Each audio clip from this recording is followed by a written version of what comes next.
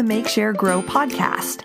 I'm artist Julie Marriott, and I created this podcast to share behind-the-scenes stories of art, craft, and the creative process.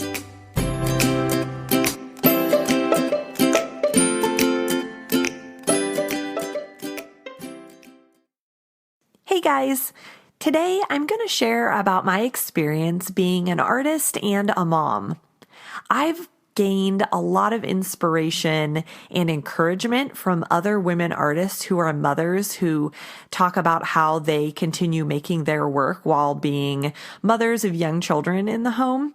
And so I thought I would share today about how I have learned different lessons and things that have helped me manage and not necessarily balance, but harmonize being an artist and a mother. And I hope this will be helpful and encouraging to you if you find yourself in a similar situation.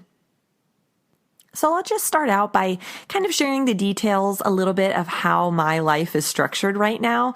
I am a stay-at-home mom of my 2-year-old daughter, Violet, and so I have a home studio that I work out of while I am here at home with her. My husband, Danny, is amazing. He's so supportive, and he is the full-time provider for our family. He works, and so I don't have the pressure to use my art to have to support our family. So I think that's important to put out there just in the context of this discussion of being an artist and a mom, that I have the really comfortable position to be working on my art and allowing my business to grow organically.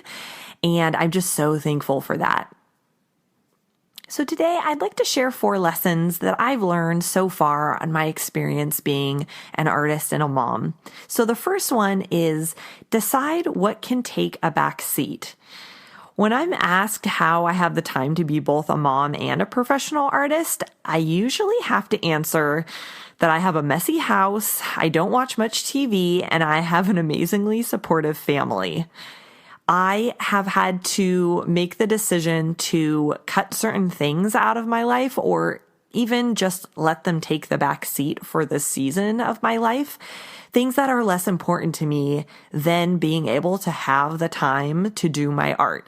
So I am not one who feels the pressure to have a super clean house or a super organized house. So to me, I would rather dash into my studio when my daughter is napping than, say, picking up the living room or organizing all of the kitchen counters. And to be honest, this whole clean house thing has definitely been something I have had to come to peace with over time.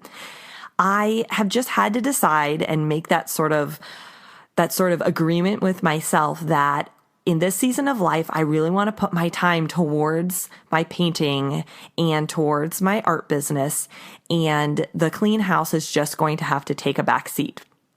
The TV part has not been too big of an issue for me. That is something that sort of faded away into the background.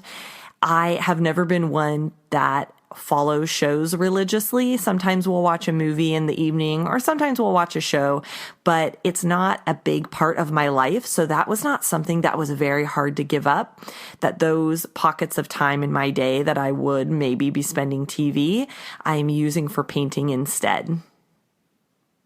My next lesson is that little bits of time add up.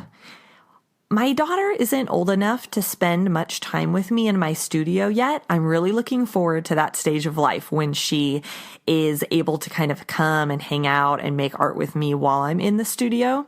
But right now, I am just finding the in-between moments of caring for her to grow my art business. So if there's one thing that I've learned as a mom, it's that the magic is truly in those in-between moments. It might seem like there's no free time in the day, but even 30 minutes here or there during nap time can really add up. If I have a project that I'm working on, I'll have it all laid out and ready to go. And as soon as my daughter goes down for a nap, I'll run into the studio and start work on it. And that is another part of using those small bits of time to their fullest benefit, is having a dedicated studio space. That has been a real game changer for me. And I know that not everybody has that luxury of having a room that they can have all dedicated to their creative practice. But even if you just have a table or a small corner or something where you can leave all your stuff laid out, that will be a big help. I found it's been amazing having a dedicated space because it takes away that barrier to me starting to create. It's already laid out for me. And I have even, been in the middle of a project, had to stop.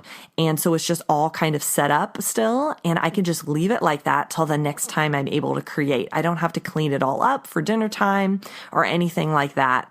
So even just having a studio space or a small dedicated space has made a big difference for me in being the most productive I can with those small bits of time. My next lesson is have specific goals. Developing a large vision for what I want to achieve with my business, as well as always having a daily specific goal to work toward, has been the key for being productive in those chunks of time that I find here and there throughout my day. Before I started my art business and I was just sort of creating as a hobby, I didn't really have any real goals that I was working toward. I would just find, a project to work on, say, oh, this is sort of what I'm curious about today. This is what I'm going to make. I'm going to experiment. And I wouldn't really know, a day beforehand what I was going to work on. It would just be whatever I felt like that day. But I found as I started having goals in my art business that it really helped me be way more productive in the limited amount of time that I have as a mom. It gave me the clarity to know specifically what I should be working on that day and has just made such a big difference for me.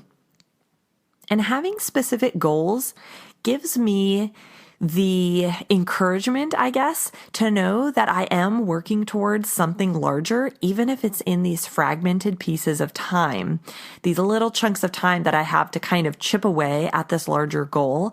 It gives me this larger perspective and the motivation to keep going, even when it seems like I haven't accomplished very much that day, or if my plans get thrown off the rails, if my daughter's not feeling well that day, or I'm not feeling well. It just really gives me the encouragement to know each day I'm taking a small step forward towards where I want to be in the future. The last lesson I'll share today that I've learned being an artist and a mom is to be realistic. I'll be honest and say that I'm not always great with remembering this one all the time, but I've learned that it's important to recognize the season of life that I'm in. Because I've chosen to be at home with my daughter, I have to be realistic about what I can actually accomplish with my time. I have to kind of manage my big dreams of all the things that I want to do and just acknowledge that I am in a season of life where I just have to work a little bit slower than some of the people I might be looking at who don't have children or just have a different life situation at this time. And they just seem to be really busting out big goals and accomplishing new and big and exciting things, like multiple things every year. They're churning out. And so sometimes that can really be frustrating to me, especially because I do have lots of big dreams that I want to accomplish with my art. But just calming down, slowing down, and being realistic with what I can really accomplish with the limited amount of time I have right now in this time of life has gone a long way to helping me be more satisfied and more thankful with where I'm at right now. As I wrap this episode up, I just want to say that I feel extremely blessed to be able to follow my creative dreams, as well as be at home with my kid. One of my favorite things about motherhood is being present to witness all the small ways she learns and grows each day. I also love that she's growing up surrounded by art and creativity. Life isn't perfect, and often daily household tasks fall through the cracks because I'm finishing a commission or prepping for a workshop.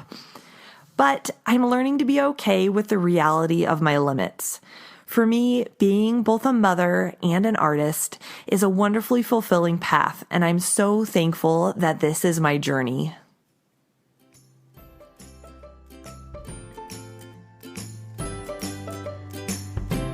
a quick announcement here at the end for you guys. In just 2 weeks, I'll be releasing the 12th and final episode of Season 1 of the podcast. Yay! I thought it would be fun to close out this season with a Q&A episode. I'd love to use this episode to answer any questions you have about the subjects I've talked about on the podcast or anything else related to my art practice or business that you might be curious about. If you have a question, feel free to shoot me an email at hello@juliemarriottart.com, and I love to include it in the episode. Thanks for hanging out with me for this episode, and I will see you next week.